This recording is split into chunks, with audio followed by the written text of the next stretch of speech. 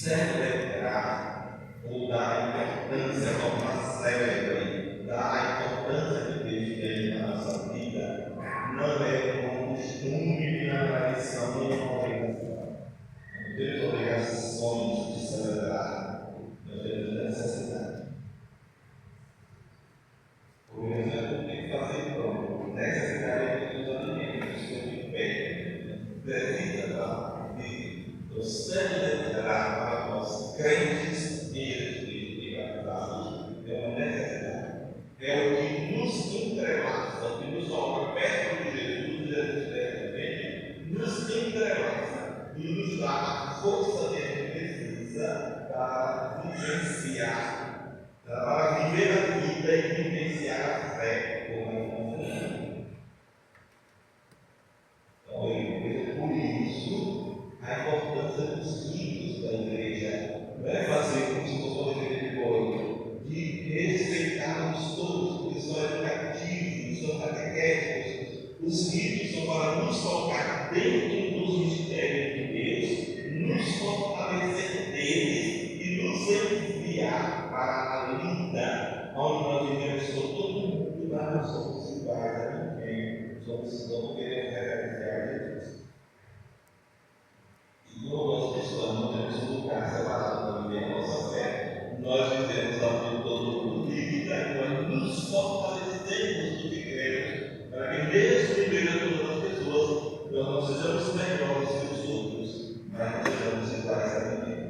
Queremos simplesmente o nosso referencial, Jesus Cristo, nosso Senhor. E possamos fazer com nossos relacionamentos. Nesse sentido, nesse tempo que nós chamamos de comum da igreja, é o tempo que nós descobrimos quem é Jesus. Para nós, crentes em Jesus, nós temos um jeito de entrar no céu e estar com Ele. É descobrirmos na nossa caminhada que ninguém. E o Evangelho vai dizer, os próprios soterranos de Jesus não é que tiveram dificuldade de descobrir quem era Jesus. Não quiseram descobrir. Quem não quer descobrir quem é Jesus, quem não quer ser igreja, quem não quer a salvação, está rejeitando isso. Não é Deus que não nos salva, somos nós que rejeitamos a salvação de Deus. Nesse sentido, nós somos chamados pelas celebrações, e a celebração ela traz o ontem de Jesus para agora da nossa vida. Atos de Marcos, a atualização dos mistérios, nós levamos a fonte dos mistérios, nos fortalecemos dos mistérios e vivenciamos aquilo que o mistério nos coloca. Veja só, na coleta da missa, que é a coleta da missa, é uma partilha, né? Na coleta da missa é oremos, aí todos fazem a sua oração. E o Pai conclui toda a diante de Deus, na oração de todos, numa oração só. E a oração de hoje nos tem um mistério que nós estamos celebrando. Diz que a humilhação de Jesus, tudo que fizeram com Jesus até a morte, tudo que chama de humilhação, serviu para reerguer o nosso mundo decaído. Está vendo? Eu disse aqui, está vendo como o São Agostinho tinha razão? O São Agostinho disse que Deus só aceita um mal para gerar um bem maior dele. E eu dava um receita de manhã, assim, para ver que a mãe bate na gente do menino. Não é a gente saber quem dói. É um mal que é o castigo, mas ele já aprendeu uma coisa boa, que é melhor. E ele veja que lá na Bíblia diz que quando Abraão foi sacrificar Isaque, Deus segurou a mão de Abraão e não deixou sacrificar o menino. Não tem história? Mas o Filho de Deus, ele não segurou a mão dos perversos, não. Porque com o peso na mão dos perversos se realiza a obrigação de Jesus, Mas com isso, Deus ergueu o mundo que estava caído no pecado. E atualizando os mistérios de Deus nas nossas vidas hoje, Deus sempre vai nos erguer dos nossos pecados ou dos nossos erros. Assim, meus irmãos, eu queria atenção também para uma outra coisa. No Brasil, no mês de julho, que aqui no nosso processo também, essa palavra é diferente, se celebra o mês do dízimo. Para que fazer um bem maior, um bem maior do dízimo. Não é que tem uma arrecadação maior no meio de agosto, não. É de saber o que nós estamos fazendo com o nosso dízimo. Sabemos por que nós somos bem. Então, mais do que se aumentar a arrecadação, melhor aumenta as nossas obras, aumenta as nossas alimentação. Mas a gente saber o que nós estamos fazendo, saber o que é isso. Então, é um processo de carregamento e representação. E eu dava uma representação. Alguém aqui poderia depositar essa semana R$42.000, por exemplo, na conta da restauração do pessoal do Rio Grande do Sul? Não ia nos afetar. Pois a nossa igreja de Deus reuniu todas as colegas de corpo de Cristo. Está vendo como aqui o partilho é importante? Todas as coletas de Corpus Christi gerou R$42.000 que foi depositado na conta lá para ajudar a enfermidade. Eu não posso sozinho, mas quando a gente junta os centavos de todo mundo, os reais vão ajudar de forma real a necessidade do povo. Mas ninguém quer disso. Como eu não posso pagar as contas da minha paróquia, eu não posso pagar as contas da evangelização, eu não posso dar as ajudas que as pessoas lá na porta da igreja pedem, nós juntamos um pouquinho de todo mundo e eu não estou fazendo isso. E assim, a gente não só faz Jesus conhecido pelo anúncio do Evangelho, como faz Jesus experimentado pelas partilhas e os reais de vocês, os centavos juntos, se tornam reais. Divididos ajudam a melhorar todas as questões de culto, como o sustento dos padres, dos religiosos, as viagens, a formação do mundo. Então, eles só não podem estar juntos, a gente pode fazer. Está vendo o que diz? Se alguém aqui ministra mal, nós somos de todas as pessoas que falam dos outros, e não nos tira o direito de ser bons. Quando todas as pessoas fazem errado, não nos tira o direito de fazer. Eu já vivi na Itália, e a gente estava lá. Uma coisa que os italianos confessam sempre é que pecam em não pagar os impostos. Como as administrações dos impostos não são boas, às vezes alguns não pagam impostos. E eles têm consciência que isso é pecado. Porque os erros dos outros não devem limitar os nossos erros de vontade. Então, se alguém vai ministrar bem, diz como cobrar aquele ministro, mas não vou deixar de ser, porque tem um sentido que é muito maior do que eu dizer que é uma concessão. A outra coisa interessante das nossas celebrações é o que as leituras nos dizem dentro dessa perspectiva de mistério que nos envolve e que nos ergue das nossas dificuldades humanas, das nossas humilhações de pecado e nos refaz desde caminhar para Deus. E a primeira leitura nos diz a importância do profeta. O profeta não é uma pessoa que adivinha as coisas, não é uma pessoa que faz milagre, não é uma pessoa que tem precisão. Isso é capacidade ou é sensibilidade. São dons que as pessoas têm que nem sempre são religiosos, só que a pessoa pode ter. O profeta é aquele, olha aqui o que eu vou o profeta é aquele que Deus infunde o seu espírito nele e ele fica de pé. Deus envia e ele vai. Ele sabe ler as realidades do século. Sabe que nós somos perigosos, sabe que essas pessoas do Deus não é difícil. E não é profeta da terra, sabe ler o cada filho, aquele que muito feito. Então o profeta é aquele que conhece a vontade de Deus, escuta na Bíblia e na história, e com isso que nós chamamos de revelação de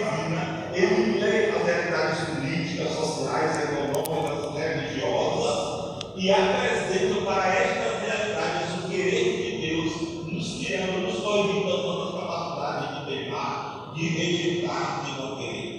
E o texto conclui dizendo assim: como interessante o profeta ser profeta e nós aceitarmos o profeta.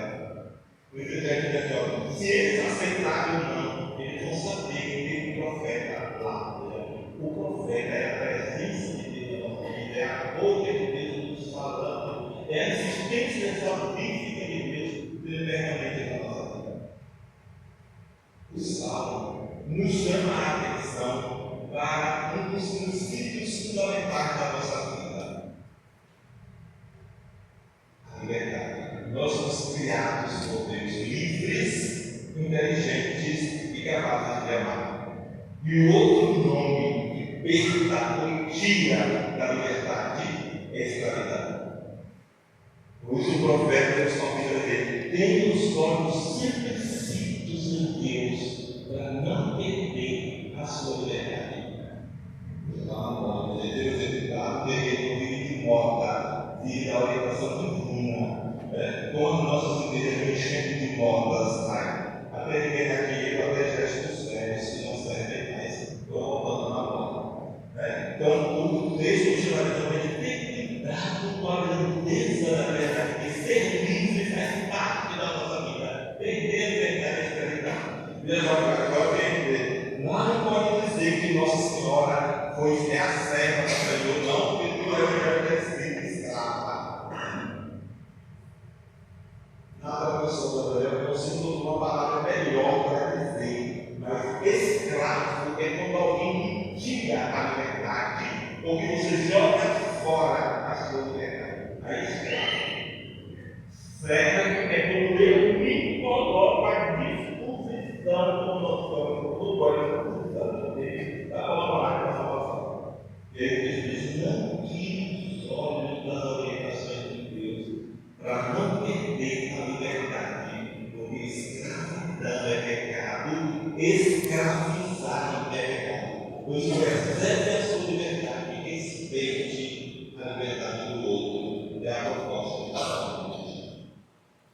Assim, São Paulo vai dizer: cuidado com a soberba.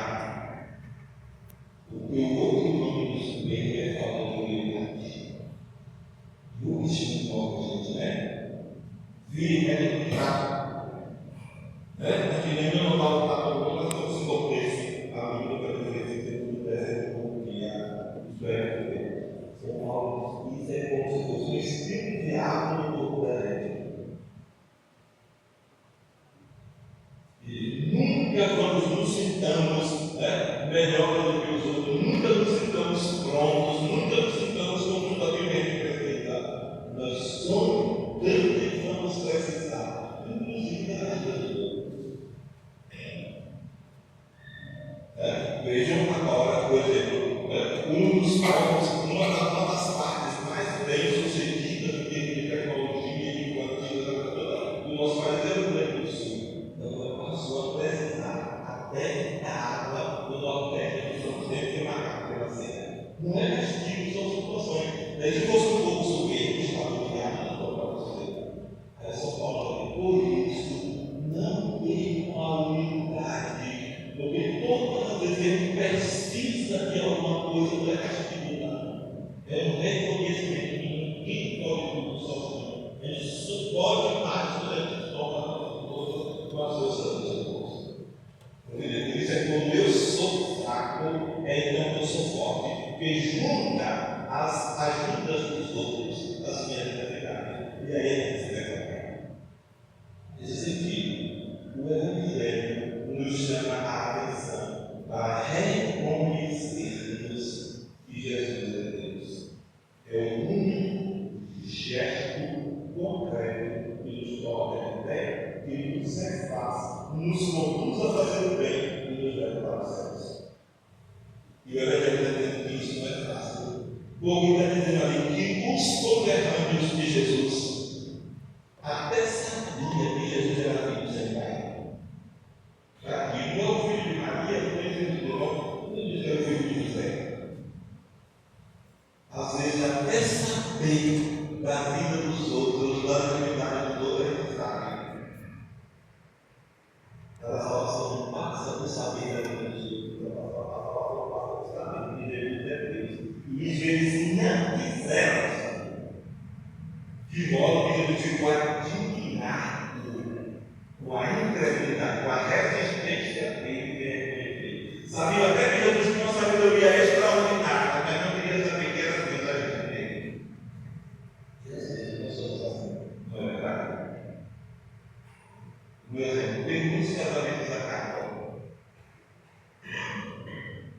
Esse grande tanto defeituoso, incerto, e todo defeituoso tem dúvida.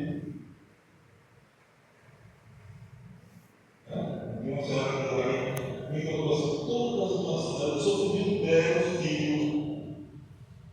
Ele ouviu no final da coisa toda. Aí quando ela não quer mais pedir para ele me bate. Não, padre, eu tenho muito coisa, mas pode levar para ali. Mas nós sabemos tanto ao erro do outro. Ele diz: nós conhecemos a vida quando tem um erro só. Todo errado tem um. Se ele não pode dialogar para consertar os erros, vamos dialogar com o atitude. É Paulo diz: não vai tomar nossa força com a fraqueza dele. É verdade.